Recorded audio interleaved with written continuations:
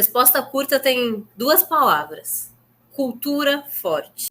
Como assim, cultura forte? A cultura da empresa é o que acontece de fato na empresa e não o que está lá no painel de missão, visão, valores. Não, é o que acontece.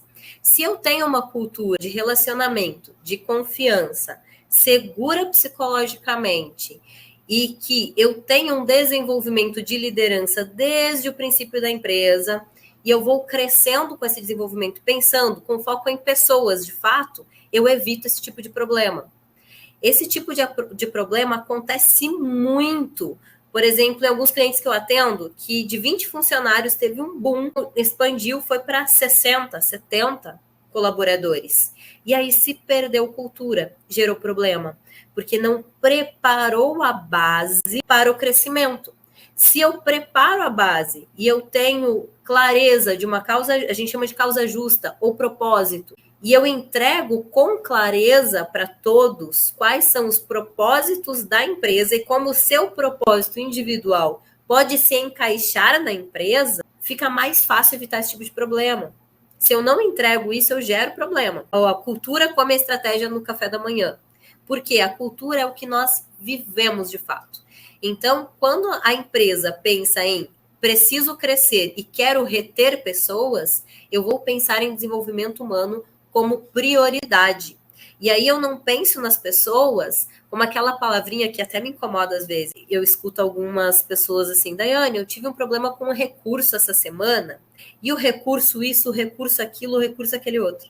Eu fico pensando assim, nossa, mas recurso é financeiro, é ferramental.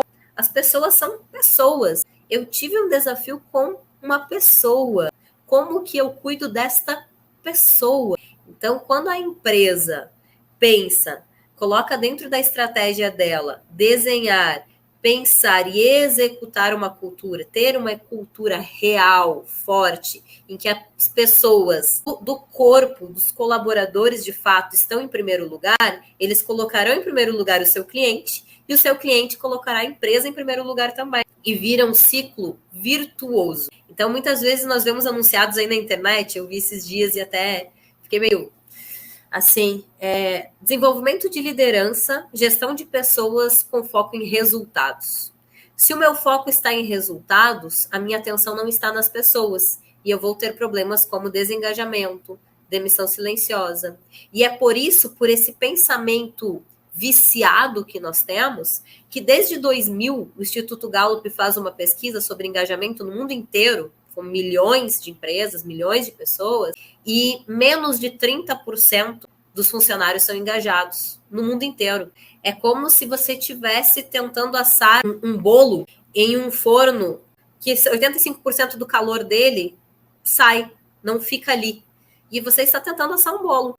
Certamente não vai dar certo. Vai sair solado, não vai ficar gostoso, não vai ter qualidade. E essa é a realidade da maior parte das empresas no mundo inteiro. Elas têm 25%, 30% de pessoas realmente engajadas e entregando 100% delas. O restante, 20%, são ativamente desengajadas, que são os detratores. São aqueles que saem contaminando os outros no sentido negativo, saem falando mal da empresa, arruma até conflito.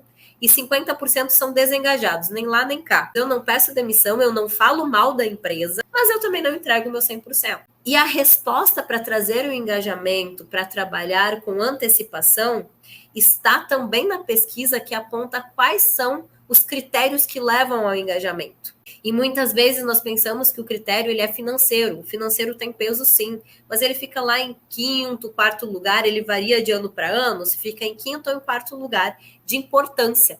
Depois nós temos plano de carreira, em terceiro lugar. Normalmente fica o propósito da empresa.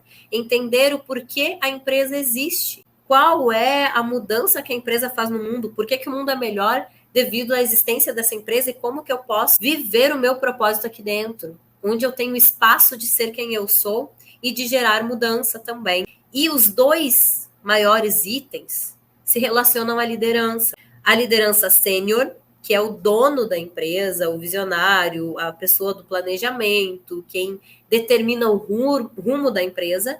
E o primeiro ponto é o líder imediato, aquela pessoa que está diariamente com as pessoas, a equipe. Então, para que eu pense em evitar esse tipo de problema, eu preciso pensar novamente em pessoas, em criar relacionamento, em ter uma cultura forte e desenvolver desde o princípio a liderança e as habilidades humanas mesmo, entender que somos humanos dentro de um negócio, né? E focar nas pessoas.